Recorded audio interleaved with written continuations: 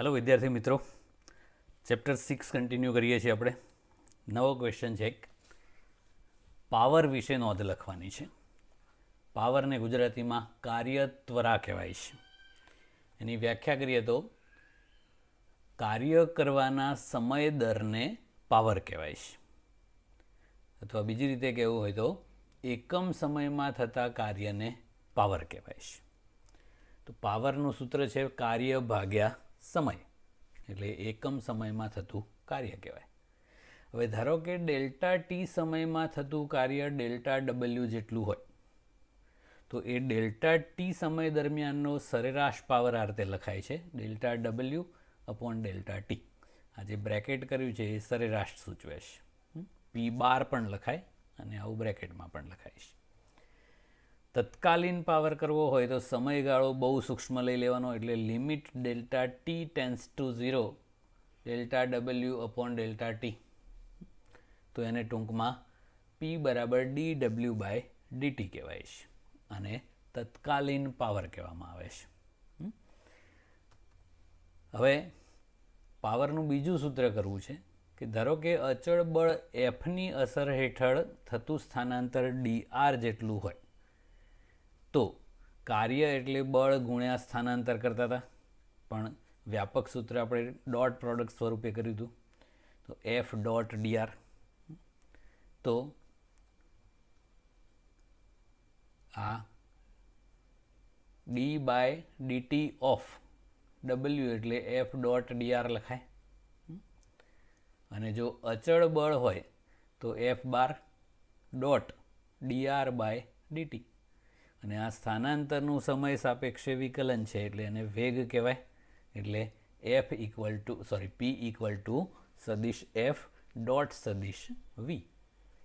તો આ પાવરનું બીજું સૂત્ર થઈ ગયું બળ અને વેગના સ્વરૂપમાં.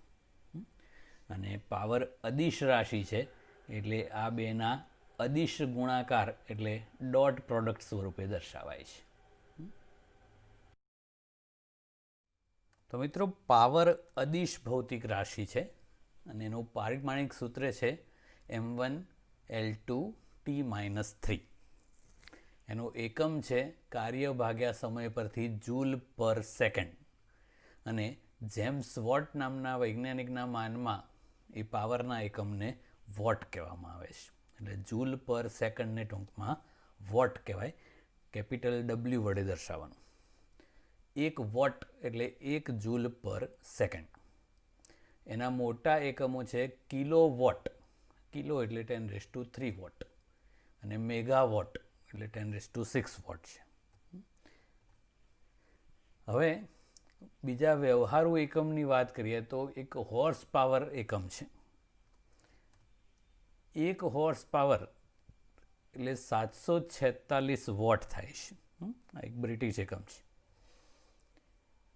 હવે પાવરનું સૂત્ર છે ડબલ્યુ બાય ટી, કાર્ય ભાગ્યા સમય. તો એના પરથી ડબલ્યુ બરાબર પીટી થાય. આના પરથી કાર્યનો એક એકમ નક્કી કરેલો છે, પાવરનો એકમ વોટ અને સમયનો એકમ સેકન્ડ. એના પરથી એક વ્યવહારુ એકમ છે kilo watt hour. Kilo watt એ પાવરનું છે, અવર સમય છે. તો કિલો વોટ એટલે 10⁻³ વોટ, અને અવર એટલે 1 કલાક. તો એ કિલો વોટ અવરની વ્યાખ્યા આ રીતે આપી છે કે 1 કિલો વોટ જેટલા અચળ દરે 1 કલાકમાં થયેલું કાર્ય એને 1 કિલો વોટ અવર કહેવાય છે. મિત્રો, આ કિલો વોટ અવર છે એ કાર્યનો એકમ છે, પાવરનો નહીં. 1 કિલો વોટ અવર, તો કિલો એટલે 10⁻³ વોટનું વોટ રાખ્યું, અવરની 3600 સેકન્ડ થઈ. વોટને જૂલ પર સેકન્ડ કરીએ તો સેકન્ડ ઉડી જશે, અને આ 3600 ગુણ્યા 10⁻³ ને આવું પણ લખાય 3.6 × 10⁻⁶ જૂલ. તો આ 1 કિલો વોટ અવર એટલે 3.6 × 10⁻⁶ જૂલ એવું થાય, જેને આપણે વીજળીના એક યુનિટ તરીકે ઓળખીએ છીએ. અને કિલો વોટ અવર પાવરનો એકમ નથી, ઉર્જાનો એટલે કે કાર્યનો એકમ છે. આવું યાદ રાખવાનું ખાસ. ઓકે. હવે સંઘાત એટલે અથડામણ.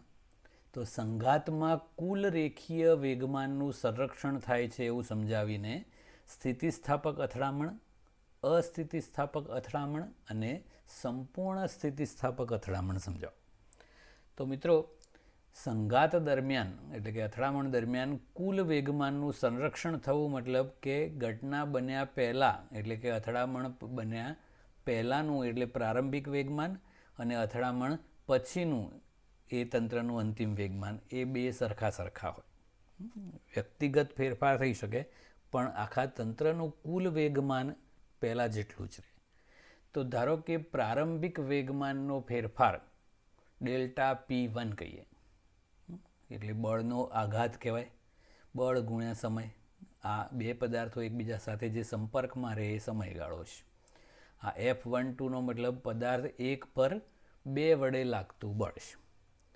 અંતિમ વેગમાનનો ફેરફાર ડેલ્ટા P2 કહીએ, ધારો કે F21 ડેલ્ટા T છે. હવે ન્યૂટનના ગતિના ત્રીજા નિયમ અનુસાર બે પદાર્થો એકબીજા ઉપર સમાન મૂલ્યનું અને પરસ્પર વિરુદ્ધ દિશાનું બળ લગાડે છે. તો સમયગાળો સરખો જ છે, બળ પણ સરખા અને વિરુદ્ધ છે. તો આના પરથી આપણે આ F12 ને F21ને કરતા બનાવી દઈએ, ડેલ્ટા T ઉડી જાય તો આવું લખી શકાય.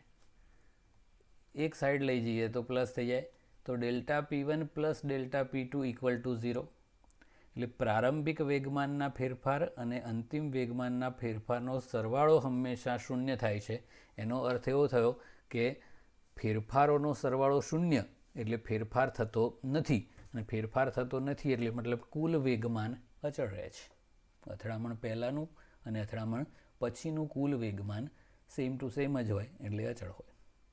હવે સ્થિતિસ્થાપક સંઘાત અથવા અથડામણ કોને કહેવાય?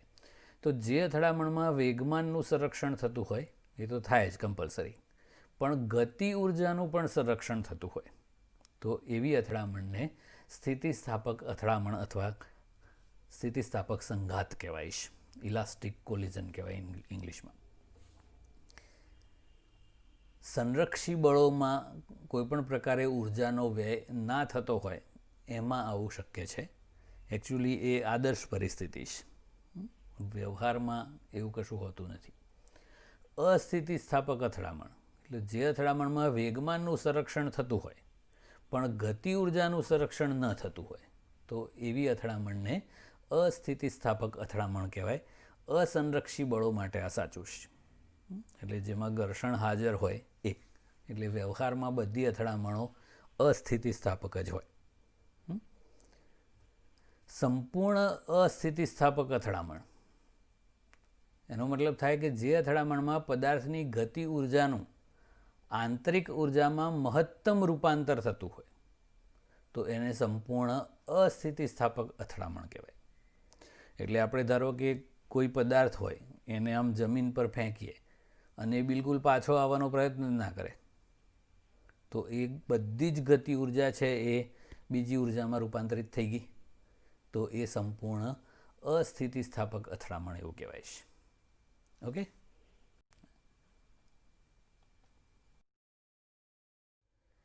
હવે દ્વિપરિમાણમાં સ્થિતિસ્થાપક અથડામણની ચર્ચા કરવાની છે.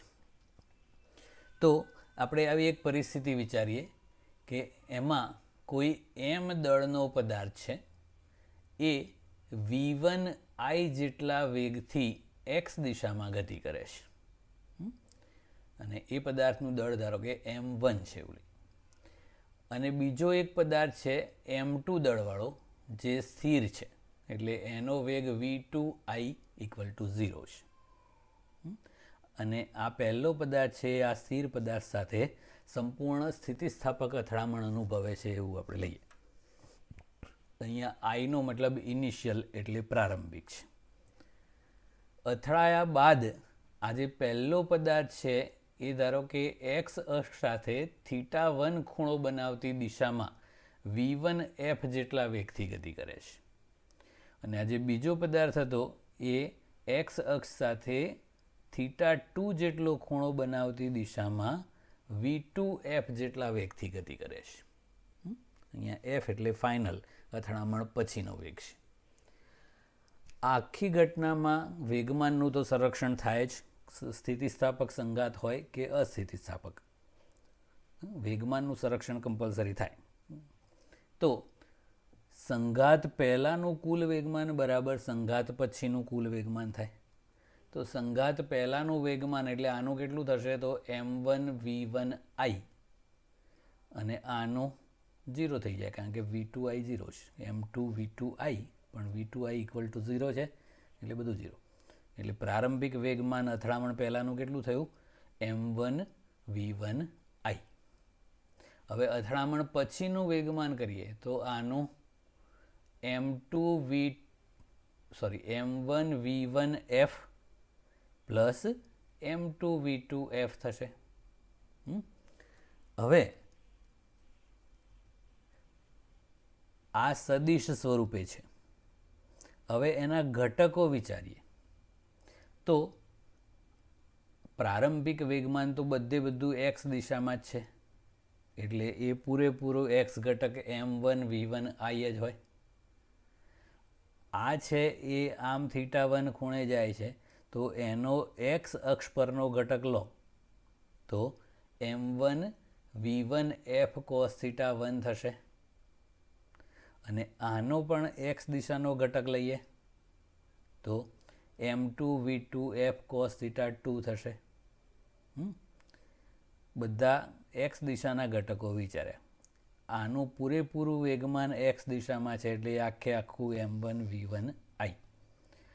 આનો એક્સ દિશાનો ઘટક એટલે ખૂણાની પાસેની બાજુવાળો ઘટક એટલે કોસ ઘટક થયો, એટલે m1v1f cos θ1. અને આનો એક્સ દિશાનો ઘટક લીધો એ પણ ખૂણાની પાસેની બાજુવાળો m2v2f cos θ2. હવે વાય ઘટકોની વાત કરીએ તો આ બાજુ કોઈ વેગમાન છે જ નહીં એટલે 0. આ તો સ્થિર જ છે એટલે એનું 0 છે, એટલે પ્રારંભિક 0. હવે આનો વાય દિશાનો ઘટક આમ થશે એટલે એ m1v1f sin θ1, અને આનો વાય દિશાનો ઘટક આમ થશે પણ એ ઋણ વાય દિશામાં છે એટલે માઇનસ થશે, તો માઇનસ m2v2f sin θ2 થશે. ઓકે, એટલે આ વાય ઘટક થઈ ગયું. મિત્રો, સંઘાત સ્થિતિસ્થાપક છે તો વેગમાનનું પણ સંરક્ષણ થાય અને ગતિ ઉર્જાનું પણ સંરક્ષણ થાય. વેગમાનનું સંરક્ષણ તો આપણે લઈ લીધું. હવે ગતિ ઉર્જાના સંરક્ષણની વાત કરીએ તો સંઘાત પહેલાંની ગતિ ઉર્જા બરાબર સંઘાત પછીની ગતિ ઉર્જા. તો સંઘાત પહેલાંની આની ગતિ ઉર્જા એટલે હાફ m1v1i નો સ્ક્વેર, આની 0 જ છે, ઇક્વલ ટુ સંઘાત પછી આની એટલે હાફ m1v1f નો સ્ક્વેર પ્લસ આની હાફ m2v2f નો સ્ક્વેર. તો આ ગતિ ઉર્જા સંરક્ષણ. દાખલાઓમાં કોઈ પણ સંઘાત સ્થિતિસ્થાપક છે કે નહીં એ ચેક કરવું હોય તો એના માટે આ આઈડિયા છે કે સંઘાત પહેલાંની ગતિ ઉર્જા અને સંઘાત પછીની ગતિ ઉર્જા જો સરખી આવે તો સ્થિતિસ્થાપક સંઘાત છે એવું કહેવાય. અને પ્રારંભિક ગતિ ઉર્જા કરતાં અંતિમ ગતિ ઉર્જા અથડામણ પછીની ગતિ ઉર્જા ઓછી આવે તો એ અસ્થિતિસ્થાપક સંઘાત છે એવું સમજવાનું. ઓકે,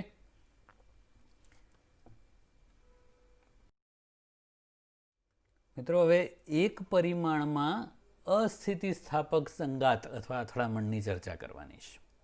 એટલે મતલબ બધું એક્સ દિશામાં ગતિ કરતું હોય એવું આપણે વિચારીએ તો m1 દળનો એક પદાર્થ છે એ v1i જેટલી ઝડપથી ગતિ કરે છે અને સ્થિર પડેલા m2 દળના પદાર્થ સાથે અથડાય છે. તો વેગમાન સંરક્ષણના નિયમ પ્રમાણે તો વેગમાનનું તો સંરક્ષણ થાય જ, એ સ્થિતિસ્થાપક હોય કે અસ્થિતિસ્થાપક અથડામણ હોય. તો અથડામણ પહેલાંનું કુલ વેગમાન બરાબર અથડામણ પછીનું કુલ વેગમાન થશે. મિત્રો, અથડામણ અસ્થિતિસ્થાપક છે તો અહીંયા બંને પદાર્થો એકબીજા સાથે ચોંટી જાય છે એવું વિચારીએ તો આખા તંત્રનું કુલ દળ m1 પ્લસ m2 થઈ જાય અને બંનેનો સંયુક્ત વેગ ધારો કે vf થઈ ગયો. તો સંઘાત પહેલાંનું વેગમાન કેટલું થાય? તો m1v1i પ્લસ 0, m2v2i 0 થઈ જશે, કારણ કે v2i 0 છે. એટલે આ m1v1i ઇક્વલ ટુ અથડામણ પછીનું તો દળ ગુણ્યા વેગ, દળ m1 પ્લસ m2, વેગ vf. તો આ અંતિમ વેગ સંયુક્ત પદાર્થનો આખા તંત્રનો કેટલો હોય એ કરવું હોય તો vfને કરતાં બનાવી દઈએ તો m1v1i upon m1 plus m2. હા, થોડુંક સારું લાગે એટલે આ માટે લખ્યું છે. ઓકે, હવે સંઘાત અસ્થિતિસ્થાપક છે તો આમાં ગતિ ઉર્જાનો વ્યય થશે. એટલે સંઘાત પહેલાં જે ગતિ ઉર્જા હોય એના કરતાં પછીની ગતિ ઉર્જા ઓછી હોય. તો એ કેટલો ફેરફાર થયો એ શોધવું હોય તો પહેલાં વધારે ગતિ ઉર્જા હોય એટલે અથડામણ પહેલાંની ગતિ ઉર્જામાંથી અથડામણ પછીની ગતિ ઉર્જા બાદ કરીએ.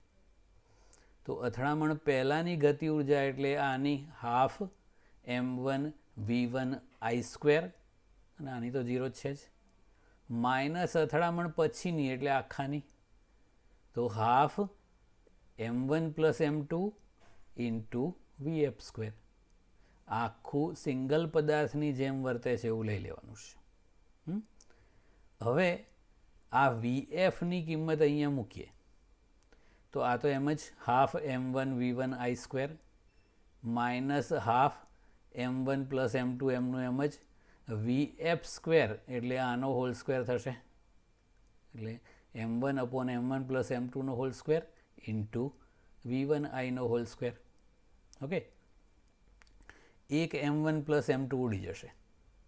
હવે આમાંથી આપણે હાફ m1v1i² કોમન કાઢીએ તો આ તો આખું કોમન નીકળી ગયું એટલે 1.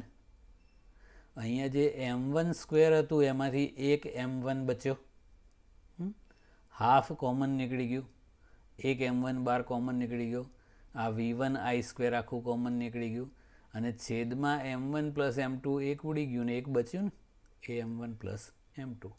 એટલે ગતિ ઉર્જામાં આટલો ઘટાડો થાય એવું કહેવાય. ઓકે, આ અસ્થિતિસ્થાપક અથડામણ છે એટલે ગતિ ઉર્જાનું સંરક્ષણ થતું નથી. સંઘાત પહેલાં કરતાં સંઘાત પછી ગતિ ઉર્જા ઓછી હોય છે. મિત્રો, થિયરી ફિનિશ્ડ. હવે દાખલાઓ કરીએ.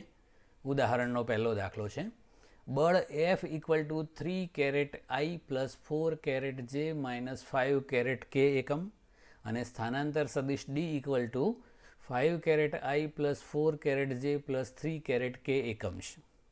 તો એ બે વચ્ચેનો ખૂણો શોધવાનો છે થીટા, અને Fના D પરના પ્રક્ષેપ એટલે બળનો સ્થાનાંતરની દિશાનો પ્રક્ષેપ એટલે F cos થીટા કહેતા હતા ને એનું મૂલ્ય શોધો.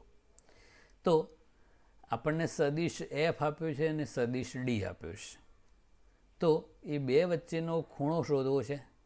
તો સૌથી પહેલાં F ડોટ D કરીએ. સદિશ F ડોટ સદિશ Dનું સૂત્ર કરેલું આવું તો fx dx plus fy dy plus fz dz.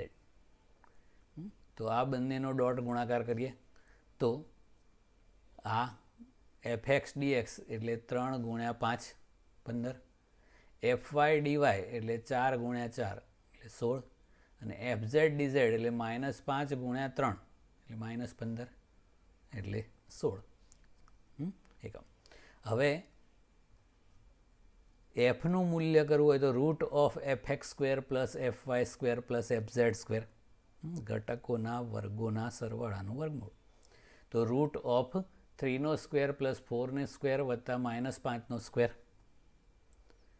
આ 9 16 અને આ સ્ક્વેર માઇનસનો સ્ક્વેર કરો એટલે પ્લસ જ થઈ જાય ને 25, તો રૂટ 50 થયું. એ જ પ્રમાણે સ્થાનાંતરનું મૂલ્ય કરવું હોય તો root of dx² plus dy² plus dz², એટલે રૂટ ઓફ 5² વત્તા 4² વત્તા 3², તો એનું મૂલ્ય કર્યું તો એ પણ રૂટ 50 એકમ થયું. હવે બે સદિશો વચ્ચેનો ખૂણો શોધવો છે આપણે. તો f ડોટ d એટલે fd cos થીટા. તો cos થીટાને કરતા બનાવ્યો f dot d upon f into d, આ મૂલ્યો છે. તો એફ ડોટ ડી આપણે શોધ્યું 16 એકમ, એફનું મૂલ્ય √50, ડીનું મૂલ્ય પણ √50, √50 ઇન્ટુ √50 એટલે 50, એટલે આ 16/50 0.32. તો આ કોસ થીટા મળ્યું. આપણે ઇન્વર્સ કરવું પડે, પણ આપણને કોસનું કોઈ ટેબલ લોગ ટેબલમાં આપેલું હોતું નથી, તો આપણે એને સાઇનમાં ફેરવવું પડે. તો કોસ થીટા અને સાઇન 90 માઇનસ થીટા બે સેમ જ હોય, એટલે આપણે સાઇનની કિંમત નેચરલ સાઇનના ટેબલમાં જોવાની. તો આપણે એ 0.32 હોય ને એટલે 0.3200 જોવાનું. તો એ જે કિંમત મળી એ 18 ડિગ્રી અને 40 મિનિટ મળી, પણ એ 90 માઇનસ થીટા મળ્યું કહેવાય ને, કારણ કે આપણે સાઇનમાં જોયું છે. થીટા કરવું હોય તો થીટાને કરતાં બનાવવો પડે. તો થીટા બરાબર 90 ડિગ્રી માઇનસ 18 ડિગ્રી અને 40 મિનિટ. હવે મિત્રો આ બાદબાકી કરવાની છે, એ ખાસ કેવી રીતે કરવાની એ ધ્યાન રાખવાનું. તો આ 90 ડિગ્રી છે એને આપણે 1 ડિગ્રી ઓછી કરી દઈએ તો 89 ડિગ્રી, અને 1 ડિગ્રી ઓછી કરી એને મિનિટમાં લખી દઈએ તો 60 મિનિટ થાય. તો આ 90 ડિગ્રીને આપણે શું લખવાનું, 89 degree 60 minute minus 18 degree 40 minute. બસ પછી મિનિટમાંથી મિનિટ અને ડિગ્રીમાંથી ડિગ્રી બાદ કરી નાખો એટલે જવાબ. ઓકે, એટલે આ બાદબાકી ખાસ ધ્યાન રાખવાની છે. બીજું, હવે બળનો સ્થાનાંતરની દિશાનો ઘટક એટલે એફ કોસ થીટા શોધવું છે. તો એ એફ એટલે એફનું મૂલ્ય √50 અને કોસ થીટા આપણે શોધ્યું 0.32. તો એ કેલ્ક્યુલેટરથી √50 કરી દેવાનું અને ગુણ્યા 0.32 કરો એટલે જવાબ. આટલા એકમ. ઓકે ઓકે મિત્રો, બીજો દાખલો જોઈએ. આપણે જાણીએ છીએ કે વરસાદનું ટીપું નીચે તરફ એટલે અધો દિશામાં લાગતા ગુરુત્વાકર્ષણ બળ અને વિરુદ્ધ દિશામાં લાગતા અવરોધક બળ, એ હવાનું અવરોધક બળ હોય, એની અસર હેઠળ પડે છે. અવરોધક બળ એ ટીપાની ઝડપના સમપ્રમાણમાં હોય છે.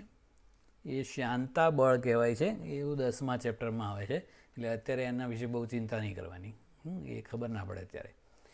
ધારો કે 1 ગ્રામ દળનું એક ટીપું 1 કિલોમીટર ઊંચાઈએથી પડે છે. એ જમીન ઉપર 50 મીટર પર સેકન્ડની ઝડપે સ્પર્શે છે. તો ગુરુત્વાકર્ષણ બળ વડે કેટલું કાર્ય થયું હશે અને અજ્ઞાત અવરોધક બળ વડે કેટલું કાર્ય થયું હશે એ શોધો. તો સૌથી પહેલાં તો ટીપું મુક્ત પતન કરે છે એવું વિચારીએ, એટલે એનો પ્રારંભિક વેગ 0 છે. તો સૌથી પહેલાં ગતિ ઉર્જાનો ફેરફાર શોધવો છે. તો અંતિમ ગતિ ઉર્જા માઇનસ પ્રારંભિક ગતિ ઉર્જા એટલે ½ mv² minus ½ mv02. Half m common, v² minus v02 કિંમતો મૂકીએ. આ હાફ 1 ગ્રામ દળ છે એટલે કિલોગ્રામ કરો તો 10⁻³ કિલોગ્રામ થાય.